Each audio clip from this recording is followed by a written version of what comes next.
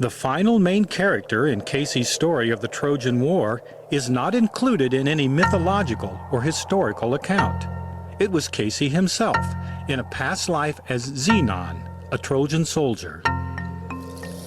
In Casey's dream of the battle between Achilles and Hector, his perspective as eyewitness was that of a gatekeeper observing the events.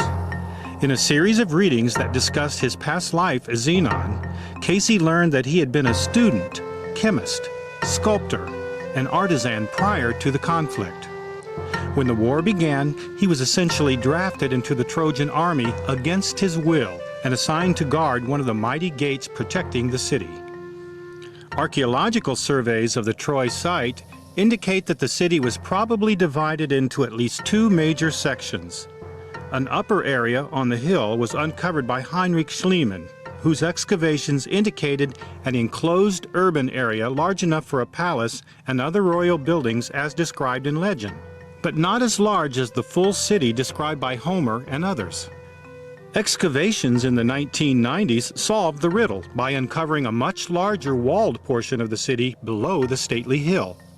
Both the upper and lower walled areas had gates, making for the daunting defenses that held off the Greek army for a decade. Based on how Casey's version of the action played out, Xenon was probably assigned to one of the lower, outer gates on the periphery of the city. And he was not alone in his duties as gatekeeper. The parents of an 8-year-old boy with mental handicaps were informed that their son had been a guard controlling one of Troy's gates. He was responsible for determining who would be allowed in and out.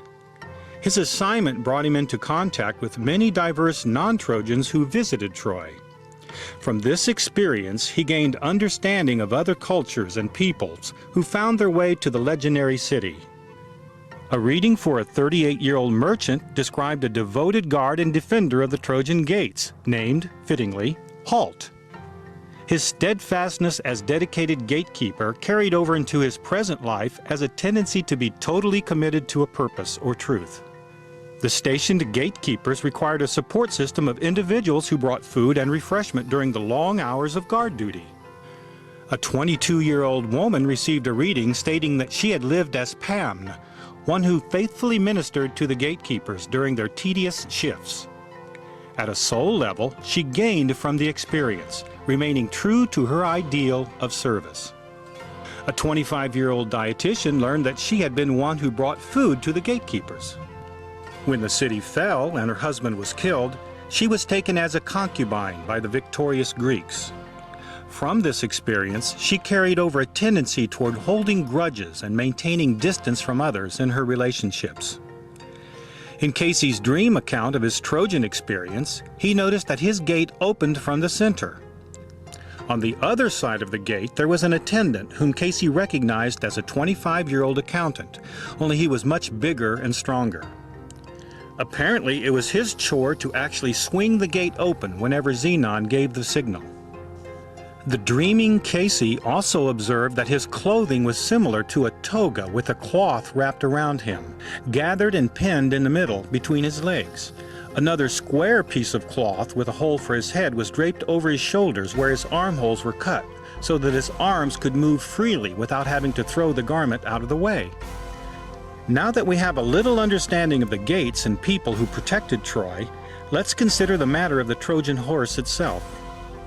Historical sources suggest that a large wooden horse was built, placed in front of the city, and apparently abandoned as the Greek ships sailed away. A spy was left behind who convinced the Trojans that the horse was built to appease gods or goddesses who were angry at the Greeks. This would explain why the Trojans were reluctant to destroy it and turn divine wrath upon themselves. Although the readings do not credit anyone in particular with the idea of the horse, Casey did give several readings for key individuals who designed, engineered, and constructed it. It appears that following the death of Hector, uncertainty gripped the besieged Trojans and rebellions broke out. A 20-year-old man was told that he had lived as a Greek named Ulan, who sought to take advantage of the rebellions by matching wits with his Trojan counterparts. He helped plan the ways and means for getting the horse rolled through the city gate. Understandably, he carried over into his present life a fascination in reading about or discussing the legendary horse. A 35-year-old construction worker received a reading stating that he had been Kahalan, a Greek who was the main architect and builder of the horse. Unfortunately for him, he died during the storming of the city and didn't get to witness the final victory and total triumph of his creation. A reading for a 36-year-old shirt manufacturer stated that he had lived as Parsia, a Trojan that fell under the spell of Achilles and collaborated with the Greeks in the construction of the horse. Parsia had knowledge and skills of weapon making that were critical for the mechanical workings of the horse. The concept that some Trojans may have assisted the Greek plot goes back to the idea that there was some discontent toward Hector and his leadership for some period of time, even before his death at the hands of Achilles. Thus, when the horse was completed and it came time to implement the plan, there were those Trojans working from within to bypass the fortifications and assist Achilles in conquering the city. The plot was to convince a naive and trusting gatekeeper, Zenon, that it was appropriate for him to open the gate and allow the horse to be moved inside the city. We are not privy to the exact nature of the deception, only that it involved the use of subtle deceit to weaken his power and influence his judgment. The reading seemed to suggest that one of the reasons why Zenon was assigned to guard the gate was that he had some psychic or intuitive abilities that were useful in that duty. In a reading given to explain to Casey how he could have fallen so badly in his past life as Zenon after his previous achievements as an Egyptian high priest and a Persian wise man, he was told that he had trusted too much in himself and lost his connection with the divine, which was the real source of his power. Actually, the failure as Zenon shouldn't come as a great surprise. During the earlier past life as Ra-Ta, high priest in Egypt, he was just as gullible when he fell hook, line, and sinker for a deception that got him banished from Egypt. Once Zenon's outer gate had been breached by the wooden horse and its hidden soldiers, the small group of invaders were able to easily find their way through the city and inner fortifications because they had a map provided by a sympathetic Trojan. An 18-year-old student received a reading stating that she had been the companion of an assistant gatekeeper when she made drawings of the layout of the city, including key fortifications. With this military intelligence, Achilles' covert forces could strike like commandos with astonishing timing and efficiency. The planning of the raid included another line of attack to breach the inner gates to the royal palace itself. One of the aides of Prince Paris, abductor of Helen and brother of the fallen Hector, had been recruited to assist the Greek invaders. This individual, in the name of Xenia, called to her son to open an inner gate at the appropriate time, allowing the Greeks easy passage into the most protected area of the city. The infiltrating Greeks opened the city to the entire army that had returned in force. Although movies depicting the sacking of Troy condensed the action, making it appear to be an instantaneous rout in which the Trojans are completely decimated, the Casey readings suggest that the battle was probably more drawn out, and the defeated Trojans were not necessarily slaughtered to the last man.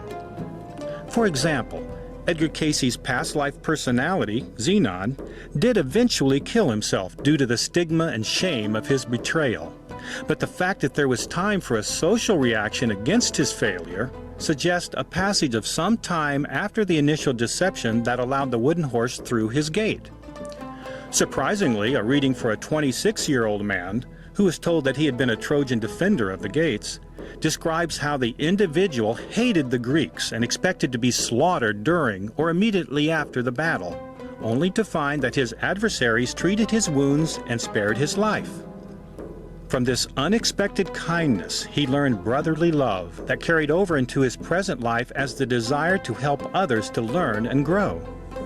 There are several other examples in the readings that depict the aftermath of the fall of Troy in somewhat humane terms. Yes, there was burning and looting, taking of prisoners and slaves, and killing of those determined Trojans who refused to surrender. But according to the readings, there were considerations given as well.